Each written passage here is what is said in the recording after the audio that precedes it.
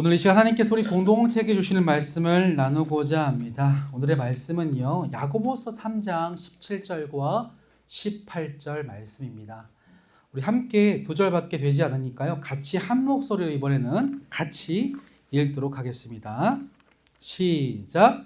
오직 위로부터 난 지혜는 첫째 성결하고 다음에 화평하고 관용하고 양순하며 긍휼과 선한 열매가 가득하고 편견과 거짓이 없나니 화평하게 하는 자들은 화평으로 심어 의의 열매를 거두느니라.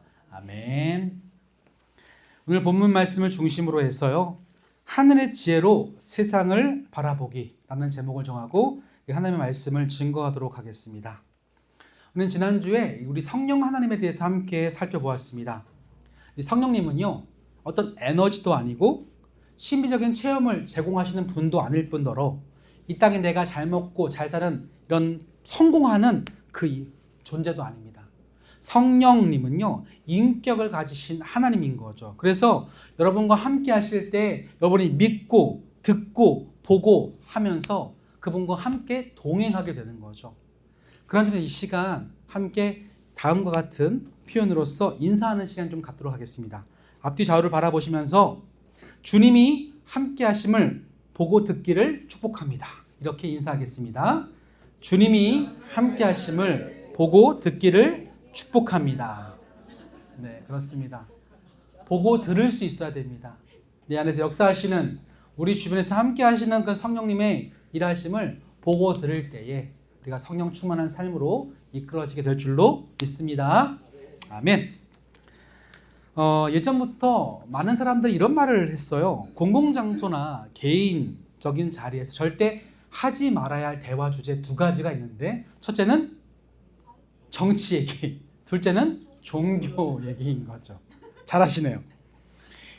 그래서 이제 사람들은 정치와 종교 얘기를 어떤 장소에서 하는 것을 굉장히 극도로 조심스러워합니다. 왜냐하면 이 주제들은요, 단순한 의견 차이, 다름이 아니라 상대방 개인의 본질과 그런 정체성을 뒤흔들기 때문에, 그러다 보면 반드시 긁혀서 싸우기 때문에 이 두 가지 주제는 가급적이면 피하는 게 상책이라는 말이 있을 정도죠. 최근 저희 조국 대한민국이 매우 시끄럽습니다. 그 발단은 지난 6월 3월 있었던 선거 때문인데요. 이 선거관리위원회의 미흡한 준비와 또한 부족했던 대처 때문에 투표 용지 부족 사건으로 말미암아 정말 전국이 떠들썩한 상황이 되었습니다. 이로 인해서 자신의 소중한 투표권을 행사하지 못한 사람들이 지금 반발하고 있고요. 거리로 뛰쳐나와서 부정선거다, 재투표를 해야 된다라고 목소리를 지금 높이고 있다고 하는 거죠. 이전부터 이제 선거에 대한 논란은 많이 있었습니다. 이런저런 썰들이 있었는데요. 중요한 건 양상이 다르죠. 이번에는 진짜로 행정적인 결함이 벌어졌고 부실 관리가 구체적으로 드러났기 때문에 시민들이 이제 광장으로 쏟아져 나오게 된 것입니다. 그런데 여기서 우리 좀 깊이 좀 생각해 볼 주제가 있어요. 이번 부실 선거 논란에 대해서 그들이 이야기하는 팩트는 똑같은데 그 이야기를 통해서 하고자 하는 메시지는 정반대라고 하는 거죠. 그 의도가 전혀 달라요. 소위 말하는 이 보수 진영에서는 이렇게 말합니다. 부정선거가 현 정부가 조직적으로 개입을 했고 선관위를 통해서 개입했기 때문에 이건 바로 잡아야 된다라고 하는 이 책임론에 대해서 묻고 있고요. 반대로 진보 진영에서는 이것은 독립적인 헌법기관인 선거관리위원회의 잘못된 정책 때문이다. 이들에게 책임을 묻고 개선해야 되는 것이지 정치적으로 공격하는 수단이 되어서는 안 된다라고 얘기한다는 거죠. 문제는 이런 각 진영의 논리에 동조하고 같이 생각을 모을 뿐만 아니라 이제 행동에 옮기게 되어지는 점점 분열이 벌어지고 있다는 거죠. 때문에 그들이 쏟아져 나온 이 광장에는요, 모든 것이 혼재해 있어요. 모두가 선거를 다시 해야 된다라는 목소리는 똑같은데 그 목소리, 팩트를 전달하는 그 저희 의도는 정반대 지점에 서 있게 됩니다. 때문에 우리가 이런 자리, 교회든지요, 아니면 밖에 나가서 이 정치 얘기가 되게 껄끄러운 거예요. 특별히 교회에서 정치 얘기했다가 몸살을 앓는 경우가 되게 많습니다. 그래서 아예 이 주제를요, 극도로 회피하거나 예민하게 반응할 수밖에 없는 겁니다. 그것은 오늘 이 자리에 서 있는 저도 마찬가지 아닐까요? 제가 벌써 설교할 때부터 정치 얘기 시작하니까 벌써 긴장하는 기색이 역력해 보입니다. 그죠? 오늘 목사님이 폭탄을 던지시는구나. 지금 어쩌시려고 그러지? 교회 지금 큰일 났네. 두 쪽 나겠네. 라는 걱정을 하실 수 있습니다. 실제로요. 근데 결론부터 말씀드리자면요. 절대로 걱정하지 마십시오. 제가 오늘 이 자리에서 어떤 정치적인 입장을 대변하거나 누구의 편을 들지는 절대로 않을 겁니다. 이번 선거 혼란을 통해서 그렇지만 하나님이 이 교회로 살고 있는 그리스도로 살고 있는 저와 여러분에게 보여주시고자 하는 가르쳐 주시고자 하는 주제가 있기 때문에 그것을 함께 말씀에 입각해서 나오고 건강한 이런 시각을 가져보는 게 오늘 이 말씀의 목표라고 할 수 있겠죠. 여러분 혹시 네덜란드 수상이었던 이 아브라함 카이퍼라는 사람 아십니까? 이분은 좀 뭔가 레전드 인생을 사신 분이에요. 이분이 원래 목사님이셨습니다. 신학자였어요. 그런데 그가 나중에 신문사를 열어서 언론인도 되고요. 이후에는 대학교를 설립해요. 현재 네덜란드의 명문으로 알려진 자유대학교 초대 총장입니다. 그러니까 교육자로서 활동하셨고 나중에는 국회의원 됐다가 네덜란드의 수상까지 됩니다. 대단한 인물이죠. 근데 이 분께서 그런 삶을 살아가게 하셨던 기독교적인 가치관, 모토가 있는데 바로 그것이 영역주권론이라는 사상이에요. 뭐라고요? 영어로 말하면요. 스피어 소버리티. 한번 띄워주시겠습니까? 저분이 이런 말씀을 나누셨어요. 하나님의 통치가 미치지 않는 영역은 이 세상 가운데 단 1인치도 없다. 그러니까 모든 삶의 구석구석은 하나님의 창조의 작품이고 그렇기 때문에 하나님의 통치가 미치지 않는 지역이 없다고 하는 거예요. 이것을 우리 오케스트라로 비유해 볼까요? 여러분 오케스트라 보시면 알겠지만 각각의 악기의 파트들이 있습니다. 관악기, 현악기, 타악기. 각 파트별로 각자의 개성과 특징이 있는데요. 그 파트들이 모여서 자기 소리를 빽빽 내면요. 그건 한낱 소음에 불과하죠. 그런데 그 가운데 누가 있죠? 지휘자, 컨덕터가 있습니다. 그 지휘에 맞춰서 각 악기의 파트들이 모여서 하모니를 이룰 때 비로소 그것이 소음이 아니라 음악이 되는 거예요. 마찬가지로 이 사회에는요, 다양한 영역들이 있습니다. 정치, 경제, 사회, 예술, 문화 등등 이 각자의 영역이 따로따로 놀지 않고 그 모든 것들을 창조하신 하나님의 컨덕팅, 지휘에 맞춰서 각자 음을 모을 때에 이 사회가 하나님의 아름다운 하모니가 될 수 있다는 것이 이 영역 주권론의 사상이에요. 이 가치관에 따라서 이 아브라함 카이퍼는요, 모든 삶의 지경에 그리스도인의 가치관으로서 영향을 끼치고 목소리 내는 삶을 살았던 것입니다. 때문에 이런 관점에서 세상을 바라보면요, 우리가 사람들 모인 곳에서 하지 말아야 할 정치 이야기도 어쩌면 교회 안에서도 활발하게 이루어질 수 있어야 됩니다. 왜요? 정치라는 분야를 누가 창조하셨기 때문에? 하나님이 만드셨기 때문에. 하나님이 정치라는 것도 만드셨다면 우리는 그 정치에 대해서 소리를 낼 수 있어야 합니다. 그런데요, 물론 쉽지 않죠. 각자의 색깔이 있고 의견이 다르기 때문에 가정에서도 정치하는 거, 정치 얘기하는 거 되게 껄끄러운 일입니다. 재미난 게 있어요. 제가 저희 아버님하고 대화를 나누잖아요. 그럼 제가 뭐가 되는 줄 아세요? 보수가 됩니다. 아니 진보가 됩니다. 제가 아버지는 얘기하면 꼭 제가 진보 입장에 서 있는 것 같아요. 근데 제 동생하고 얘기하면 제가 뭐가 될까요? 보수가 돼요. 이게 뭡니까? 제가 중도다 이랬더니 너는 박쥐야 이러더라고요. 어려워요. 이만큼 얘기하기가 어렵습니다. 쉽지 않아요. 그렇지만 우리가 어떤 진영에 속했고 어떤 역사적인 평가를 내리냐, 내가 어느 색깔이냐 이게 중요한 게 아니라 하나님이 창조하신 창조 세계 속에서 정치 영역도 하나님의 다스리심이 있기에 하나님이 그 영역 가운데 회복하고자 하시는 의도가 있는 거죠. 때문에 우리 그리스도인들이 오히려 더욱더 건강하게 이 영역 속에서 이야기를 하고 생각을 정리할 수 있어야 합니다. 그런 점에서 오늘 우리가 함께 살펴보고자 하는 이 야고보서 말씀은 굉장히 큰 도움이 되는 말씀이 있습니다. 오늘 말씀은 저자인 야고보는 어떤 사람이었을까요? 성경에 중요한 야고보가 2명 등장하는데 한 명은 예수님의 12제자 중 한 명이었던 야고보예요. 이 야고보는요, 야고보는 헤롯에게 죽임을 당합니다. 첫 번째로 순교당한 제자였어요. 근데 이 야고보서 말씀은 그 야고보가 쓴 게 아니라 예수님의 친동생이었던 형제 야고보가 쓴 겁니다. 그래서 이 야고보는요, 처음에는 자기 형의 일을 못마땅하게 여겼어요. 되게 회의적이었습니다. 생각해 보세요. 가족 중에 형이 나는 하나님의 아들이다 이러면 누가 믿겠습니까? 처음엔 회의적이었습니다. 그런데 그랬던 그가 십자가를 경험하고 부활의 예수를 만나면서 회심하게 된 거예요. 그리스도시구나. 내 형이 아니라 하나님의 아들이시구나. 그래서 그때부터 회심하고 하나님께 쓰임을 받게 됐는데 그 쓰임받은 자리가 어디였냐면 예루살렘 초대 교회의 수장이 되었어요. 다시 말하면 가장 정치적인 자리에 이 야고보가 부름받게 된 겁니다. 여러분, 그 당시 예루살렘 교회가요, 얼마큼 어떤 상황이었을까요? 물론 초대교회의 모습을 갖고 잘 성장하고 있었지만 그 교회 안에도 정치적인 갈등이 있었습니다. 대표적으로 유대교와 헬라인, 이방인들의 갈등이었어요. 생각해 보세요. 유대교인들은요, 유대교에서 개종했기 때문에 유대교의 전통을 갖고 있습니다. 헬라인들은 이방인이에요. 유대교의 전통이 없어요. 그러니까 같을 수가 없는 거죠. 색깔이 달라요. 굳이 표현하면 유대교는 보수고 헬라파들은 진보인 거죠. 근데 그것이 교회 안에 공존하고 있었습니다.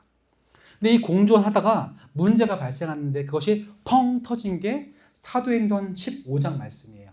어떤 일이 있었냐면 할례에 대한 논쟁이 벌어집니다.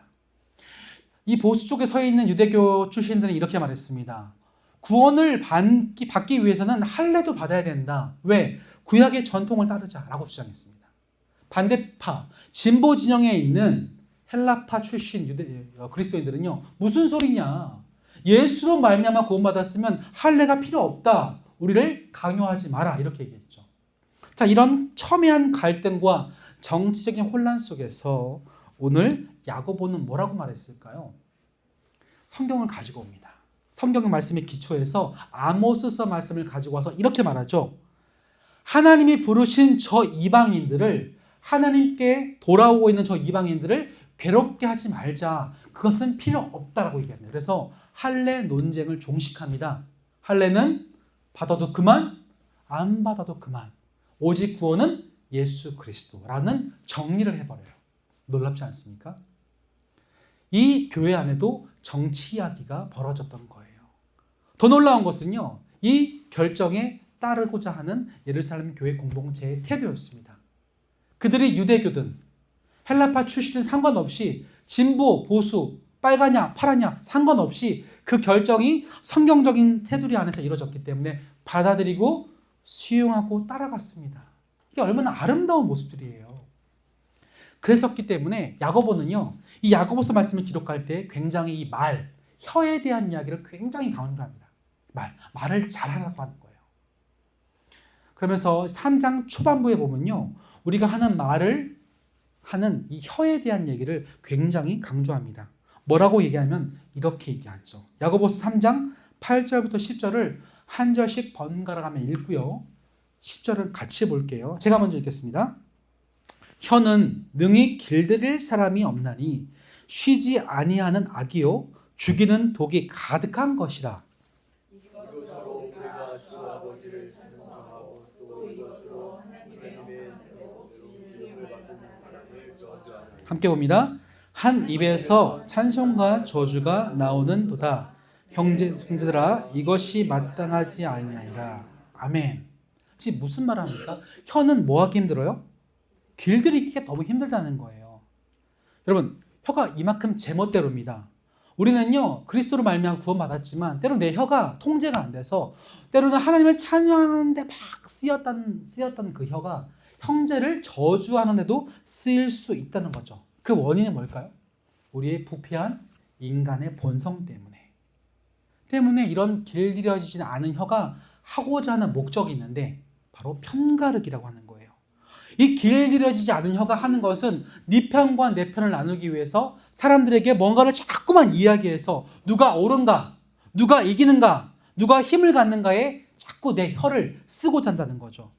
결국 우리의 성화되지 않은 언어 습관은요, 네 편과 내 편을 나누는 편가르기를 종용하게 되어집니다. 자, 이런 상황 속에서 오늘 본 말씀 앞절에 보면요, 이렇게 말합니다. 야고보는요, 하늘로부터 오는 지혜와 세상으로부터 오는 지혜를 구분을 해요. 그래서 그걸 비교, 대조하는데 먼저 세상의 지혜는 뭐라고 말하는지 함께 살펴보려고 합니다. 본문 15, 16절 같이 읽을까요? 시작. 이러한 지혜는 위로부터 내려온 것이 아니요 땅 위의 것이요 정욕의 것이요 귀신의 것이니 시기와 다툼이 있는 곳에는 혼란과 모든 악한 일이 있음이라. 아멘. 여러분, 시기의 본질이 뭘까요?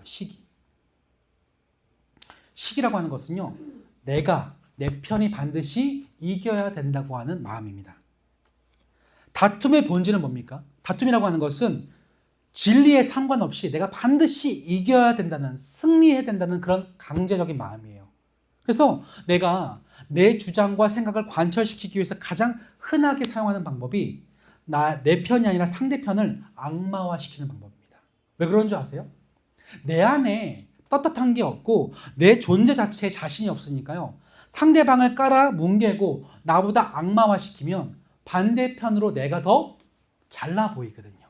대부분 그런 방식으로 상대방을 악마시키면서 내 이야기를 관철시키려고 합니다. 그럴 때 자주 쓰이는 게 바로 뭐다? 이 혀, 내 입술이라고 하는 거죠.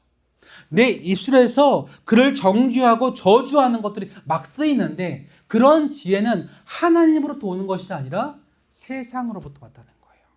그러니까 얼마큼 그 혀가 분열을 일으키냐면 정욕의 것, 귀신의 것이라고 표현할 정도로 심각한 현상이라고 하는 겁니다.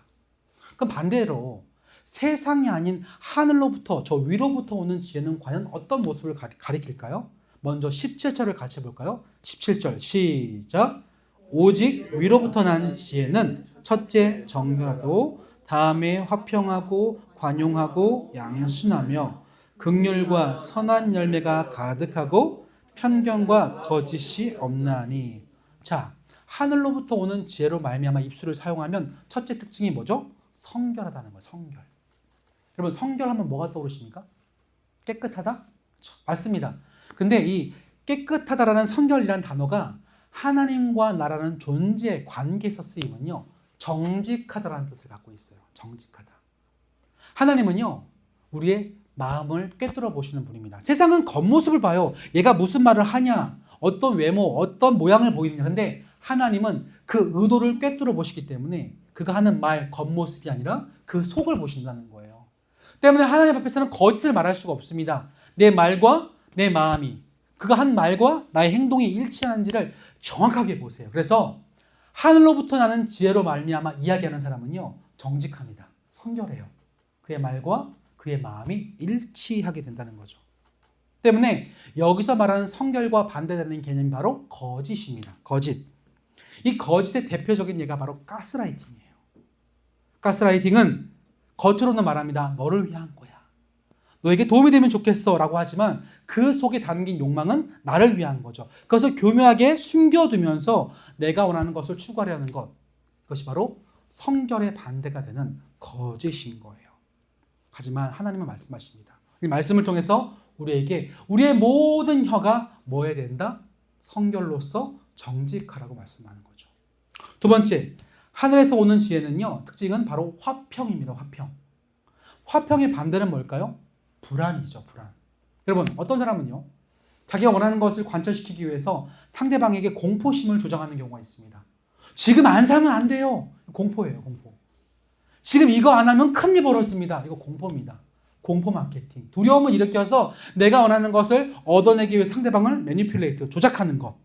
이런 방식으로 상대방의 불안을 자꾸 유발시킵니다. 우리 주변도 그런 사람도 있어요. 뭔가 공포심을 막 두려움을 일으켜서 우리가 뭔가 행동을 하게 만드는 것들이 있습니다. 그래서 그런 것들은 결코 하늘에서 오지 않은 것들인 거죠. 저 세상에서 오는 것들인 거죠. 반대로 하늘로부터 오는 지혜를 말하는 사람들은요, 그 대화 속에 그 내용이 평화를 이야기합니다. 화평. 세 번째, 하늘의 지혜는요, 관용을 한다는 거예요. 관용. 관용이라는 거 보통 받아준다는 뜻을 갖고 있는데, 여기서 말하는 관용은요, 상대방을 기다려준다는 뜻입니다. 여러분, 누군가 무슨 문제에 갈등하면요, 시간이 필요합니다. 그 문제를 해석하고 받아들이고 고민하고 생각하는 시간을 우리는 줄 필요가 있어요. 근데 어떤 사람은요, 자꾸 결과를 중요시합니다. 너 예스야 너야, 빨강이야 파랑이야, 막 이런 식으로 대화를 몰아가는 거죠. 네 편은 내 편은 가르려고. 근데 하늘로부터 난 지혜는요, 그렇지 않습니다. 기다려주는 거죠. 기다려주면서 그가 충분히 생각하고 고민하고 심사숙고해서 잘 따라올 수 있도록 기다려주는 것. 그것이 바로 하늘로부터 오는 지혜의 방법이라는 거예요. 네 번째로 양순이 있습니다. 양순. 좀 처음 들어보시죠. 양순이 뭘까요? 양푼, 그릇 같지 않습니까? 근데 양순이라는 단어는 이런 뜻이에요. 배울 수 있는 마음이라는 뜻이에요. 배울 수 있는 마음. 세상에서 제일 무서운 사람이 뭡니까? 세상에서 가장 용감한 사람. 책 딱 한 권 읽은 사람이에요. 한 권만 읽으면 그게 진리거든요. 근데 배우면 배울수록 모르는 게 많아집니다. 왜요? 알아가면 알아갈수록 알아갈 게 너무 많거든요. 책 한 권 읽은 사람만 진리예요. 하지만 하나님 말씀하시는 거죠. 그게 아니라 늘 배울 수 있는 태도를 가지고 경청하라는 겁니다. 왜? 나도 틀릴 수 있기 때문에. 진리는 시간에 지나서 변하지 않지만 이 세상에 그리스도 말고는 진리가 없기 때문에 모두 변할 수 있어요. 가변적이기 때문에 오늘 내가 믿고자 하는 게 오늘 진리일 수 있지만 내일은 틀릴 수도 있어요. 때문에 우리는 들을 수 있는 훈련이 필요합니다. 나도 틀릴 수 있다. 반대로 저 사람이 맞을 수도 있다고 하는 자세. 이것이 바로 하늘로부터 오는 지혜, 양순의 모습이라고 하는 거죠. 다섯 번째, 여섯 번째 같이 볼게요. 다섯 번째는 지혜입니다. 지혜. 다섯 번째는 긍휼이고요. 여섯 번째는 바로 생명, 즉 상대방을 불쌍히 여기면서 살아가는 방법인데 잘 보면요. 이 긍휼히 여기는 마음과 생명의 열매는 연결돼요. 선한 열매는. 우리가 뭔 대화를 할 때요. 그 결론을 잘 보면 두 가지 패턴으로 나뉘게 됩니다. 생명 혹은 죽음.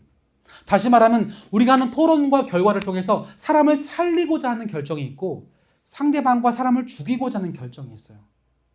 그걸 잘 보면 우리의 대화가 선한 열매인지 상대방을 긍휼히 여기고 있는지를 판가름할 수 있습니다. 여러분들이 세상 살아가면서 어떤 결정을 내리실 때 애매모호하거나 헷갈리십니까? 그러면 이렇게 생각하세요. 그 가치가 사람을 살리는 결정인지 아닌지를 보시면 대부분 맞습니다. 하나님은요, 우리에게 생명 살리는 일들에 관심을 주셨어요. 우리가 이 땅에 살아가면서 나의 생명을 살리신 그리스도를 따라서 그의 생명을 전파하는 일을 우리가 부여받지 않았습니까? 때문에 우리는 늘 생명 살리는 결정을 할 수 있어야 됩니다.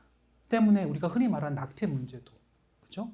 그리고 생명 유지장치를 유지하냐 마냐 문제도, 의료 조력사의 문제도, 이런 첨예한 정치적인 문제도 이런 관점에서 생각해 보면 어느 정도 답을 찾을 수 있게 되는 거죠. 근데 그렇지 못할 때 왜 그런지 아십니까? 조바심 때문에 그래요. 제가 이번 주에 이런 일이 있었습니다.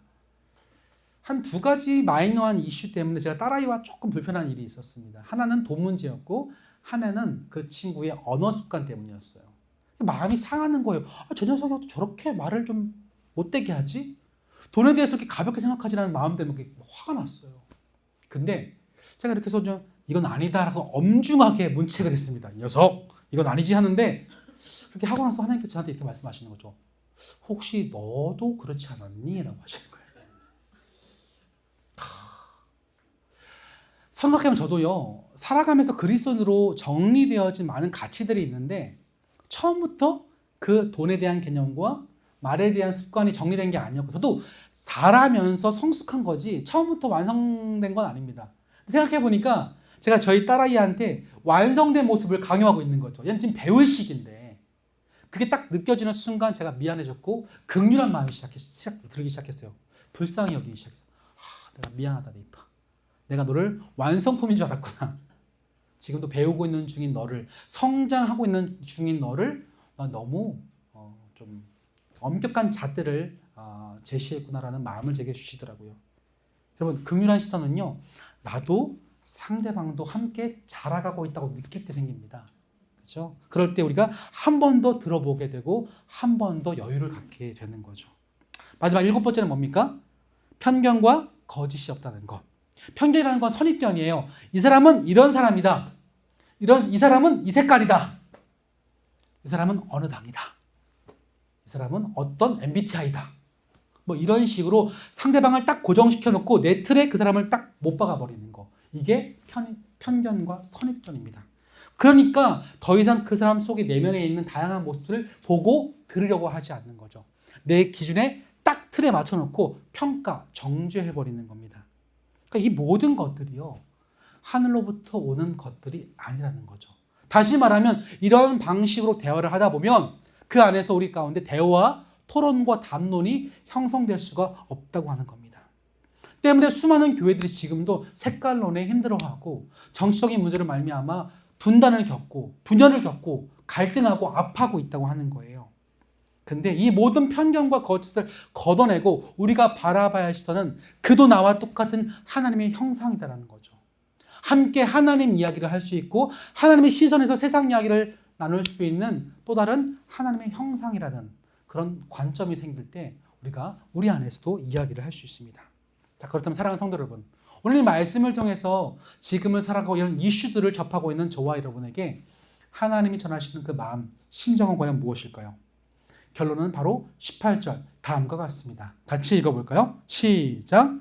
화평하게 하는 자들은 화평으로 심어 의의 열매를 거두느니라. 이 정치라고 하는 주제는요, 그저 딱 들으면 뭐 여의도나 오타와에서만 벌어지는 이야기 같지만 정치를 넓은 의미에서 보면 우리도 매일매일 정치의 한 복판에 있습니다. 예를 들어 볼까요? 오늘 저녁 무엇을 먹을 것인가? 가족 메뉴를 정하는 것도 정치입니다. 정치의 개념은 이런 거예요. 두세 사람의 의견이 다를 때에 그 의견을 모아서 하나로 만드는 것이 정치입니다. 때문에 정치는 가족 식탁에서 벌어질 수도 있고요. 좀 더 확장시켜보면 우리 교회가 앞으로 어디서 예배 처소를 얻을 것인가, 이것도 정치가 될 수 있습니다. 그렇죠? 네. 또 여러분 밖에서 지금 시끌시끌한 그 주제도 정치의 주제가 될 수 있습니다. 다시 말하면 정치는 우리 일상과 매우 밀접하고 실제적인 문제들이죠.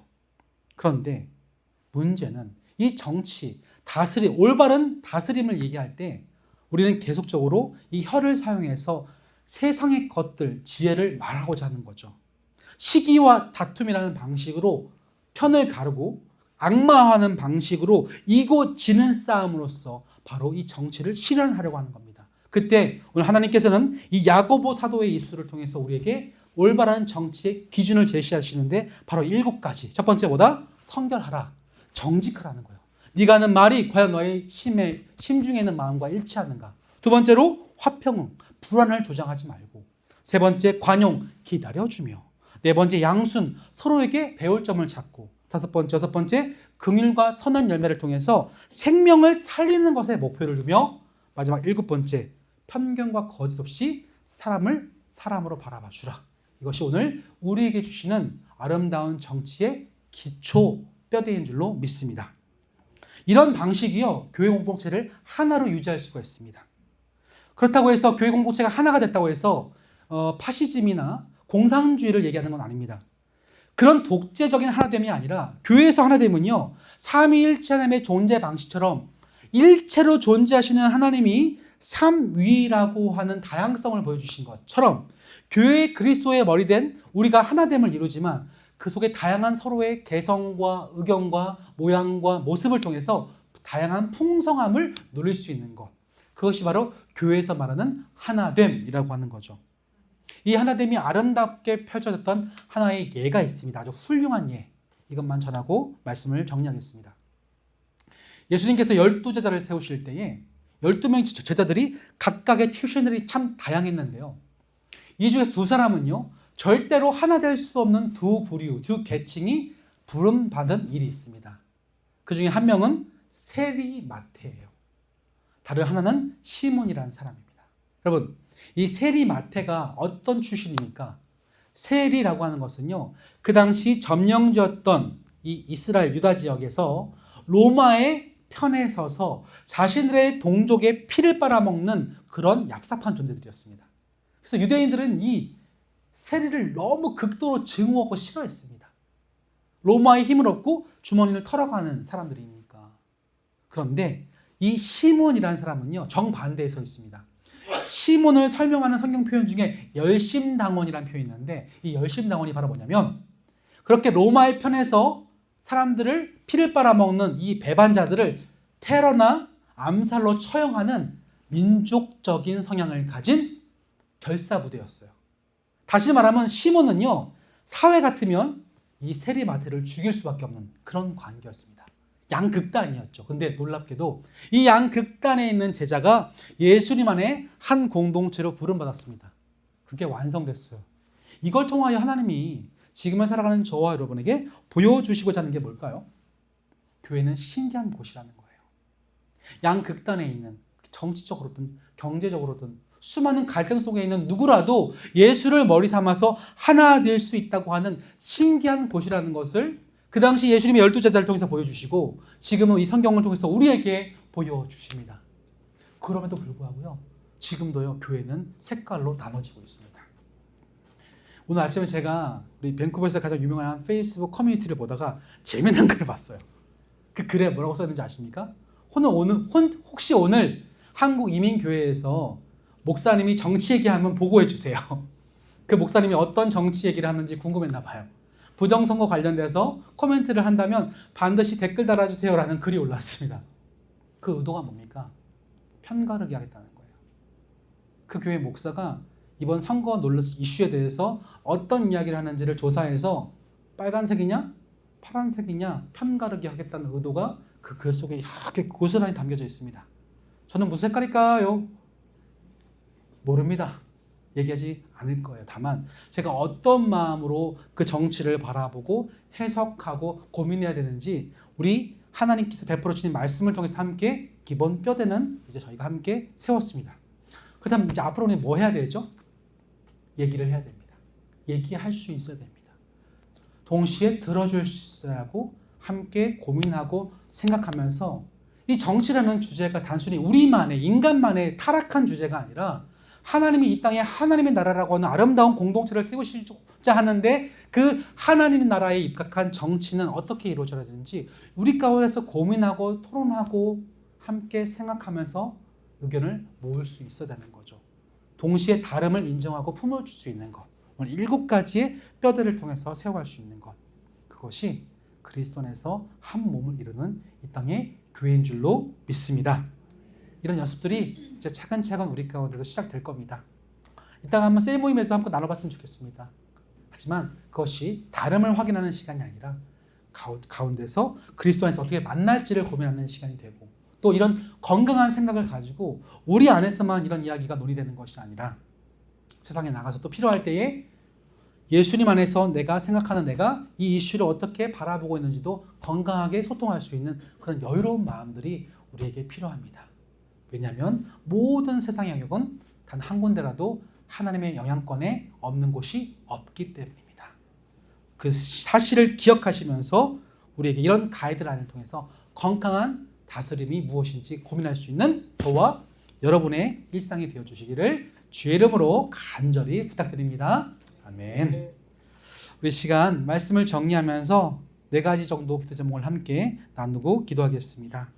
우리 첫 번째로는요, 하늘의 지혜로 우리가 좀 세상을 좀 바라봤으면 좋겠습니다. 여러분 각자가 보는 유튜브 채널도 있잖아요. 어떤 시사평론가 이야기에 많이 귀를 기울이시죠? 귀를 막고 안 듣는 거 건강한 거 아닙니다. 들어야 돼요. 근데 들으시면서 이게 과연 성경적인 가치관을 품고 있는지 고민하셔야 됩니다. 그럼 여러분들 우리가 무엇을 좀 집중해야 되죠? 성경적인 가치관이라는 게 무엇인지를 공부하셔야 됩니다. 알아가셔야 됩니다. 그걸 분별할 수가 있어요. 방치하지 않을 수 있습니다. 하나님, 이런 하늘의 지혜를 우리에게 주시옵소서. 최소한 7가지 오늘 주제를 주셨는데 이 주제를 가지고 세상을 바라볼 수 있는 우리의 눈을 허락해 달라고 기도합시다. 두 번째로 기도할 제목은요, 우리의 말과 태도 가운데 화평의 열매를 맺게 도와달라고 기도합시다. 여러분의 말이 편가르기의 말이라면 이건 결코 하나님의 뜻이 아닐 것입니다. 내 혀를 다스려 주시고 내가 무심코 던지는 그 말로 말미암아 누군가를 상처를 주거나 반대로 내 생각을 관철시키기 위해서 지나치게 내 생각을 강조한 나머지 누군가를 아프게 만들고 파편화시키고 상대화시키고 악마화시키는 일은 없는지 점검하시면서 가정과 교회, 사회 일터 속에서 성결과 화평과 관용과 양순과 긍휼과 선한 열매, 편견 없는 거짓 없는 언어 생활 할 수 있도록 도와달라고 기도합시다. 세 번째로 우리 교회가 더 이상 세상의 그런 가치관에 함몰되지 아니하고 세상을 닮지 않고 예수 안에서 시몬과 마태가 하나 되듯이 하나 될 수 있는 공동체가 되게 달라고. 마지막으로 혼란에 빠진 대한민국이 진실과 화평이 다시 회복될 수 있게 달라고 이 네 가지 기도 제목을 가지고 함께 시간 소리내서 통성으로 기도하시겠습니다. 하나님 감사합니다. 오늘도 우리가 어렵고 예민한 주제에 대해서 함께 깊이 고민해 보았습니다. 정치란 종교란 주제가 우리 사회 가운데 얼마나 체묘한 갈등과 다툼과 분열을 만들어내고 있습니까? 근데 그 주제 자체가 잘못된 게 아니라 그것을 소화시키고 바라보는 우리의 태도와 자세가 문제는 아니겠습니까? 오늘 야고보 사도가 말씀한 것처럼 우리가 사용하는 그 입술이 부패하여서 길들여지지 못해서 내 안에서 동시에 축복과 저주가 나가는 이런 역설적인 모습들, 아이러니함들이 우리 가운데 일상 가운데 벌어지고 있습니다. 그 아픈 결과로 말미암아 이 세상의 교회가 그리스도 안에서 하나가 되었음에도 불구하고 색깔의 논리, 진영의 논리로 사분오열되어서 각자의 주장을 관철시키기 위해서 남들을 정죄하게 아프게 만들고 세상에서부터 오는 지혜를 사용하여서 거짓과 아버지 하나님 분열을 조장하는 일들이 얼마큼 비일비재합니까? 그런 상황 속에 하나님은 오늘 야고보서도의 말씀을 통해서 우리에게 다시 한번 세상의 지혜가 아니라 하늘로부터 오는 지혜를 구하게 하십니다. 그것들이 무엇입니까? 주님, 우리에게 먼저 성결함을 주시고 관용과 자비 양선을 주시고 무엇이 옳은지보다 중요한 생명을 살리는 일들에 편관과 거짓이 없이 상대방의 얘기를 경청할 수 있는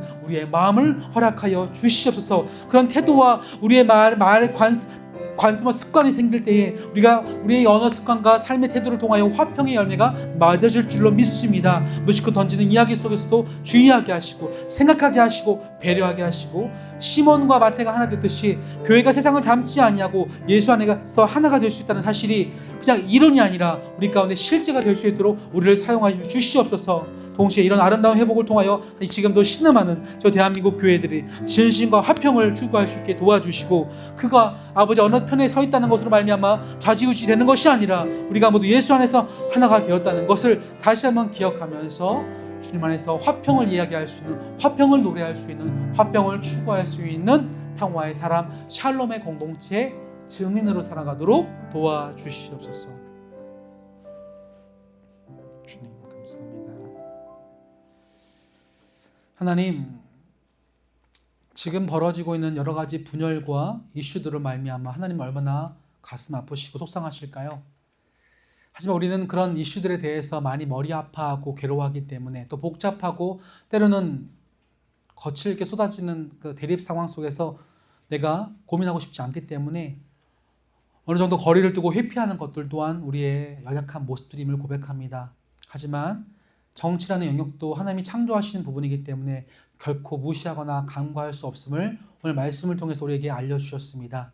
때문에 우리에게 필요한 것은 세상에서 말하는 지혜가 아닌 하늘로부터 오는 그 지혜를 통해서 이 주제를 가지고 정리하고 성결과 화평과 관용과 양순과 긍휼과 선한 열매와 편견과 거짓이 없이 이 주제를 가지고 토론하고 이야기하고 함께 나눌 수 있는 성숙한 그리스도인으로 우리를 부르신 줄로 믿습니다. 바라건대 우리의 말과 태도 가운데 화평을 말하게 하시고 이 교회로서 살아가는 우리가 세상을 닮지 않고 끝까지 붙들어야 할 예수 안에서 하나가 되었다는 사실을 놓치지 않도록 도와주시옵소서. 지금도 교회조차 분열되어서 서로를 편가르게 하는 또 진실과 화평을 잃어버린 대한민국 교회가 이 조국이 다시 한번 회복되게 도와주시고 우리 모두가 그리스도 안에서 서로를 용납하고 대화를 할 수 있는 그리스도인다운 관용의 모습을 가질 수 있도록 도와주시옵소서. 또 그런 주제를 가지고 함께 이야기를 나누며 앞으로 배워가며 살아갈 때에 그때마다 우리에게 말씀을 통하여 정리시켜 주셔서 건강한 방향으로 우리의 이슈들과 논의의 주제를 나누며 아름다운 합의를 일궈낼 수 있는 복된 그리스도 공동체 될 수 있도록 지어져가던 교회를 붙들어 주옵소서. 이 모든 말씀 지금 우리 가운데 함께 하시는 예수님 이름으로 기도드립니다. 아멘.